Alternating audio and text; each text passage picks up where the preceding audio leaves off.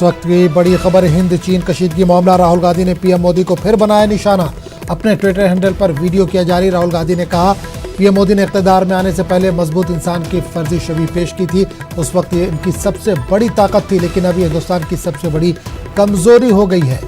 तो बड़ी खबर इस वक्त आ रही है हिंद चीन कशीदगी मामले को लेकर। राहुल गांधी ने एक बार फिर पीएम मोदी को निशाना बनाया। अपने ट्विटर हैंडल पर उन्होंने वीडियो जारी किया है। राहुल गांधी ने कहा कि पीएम मोदी ने इख्तियार में आने से पहले मजबूत इंसान की फर्जी छवि पेश की थी। उस वक्त ये इनकी सबसे बड़ी ताकत थी, लेकिन अभी हिंदुस्तान की सबसे बड़ी कमजोरी बन गई है।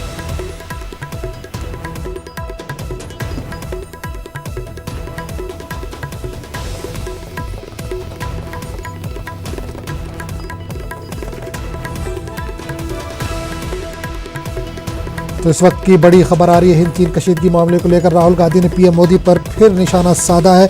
उन्होंने ट्वीट किया अपने ट्विटर हैंडल से। उन्होंने एक वीडियो जारी किया। राहुल गांधी ने कहा, पीएम मोदी ने इख्तियार में आने से पहले मजबूत इंसान की फर्जी छवि पेश की थी। उस वक्त इनकी सबसे बड़ी ताकत थी, लेकिन अभी हिंदुस्तान की सबसे बड़ी कमजोरी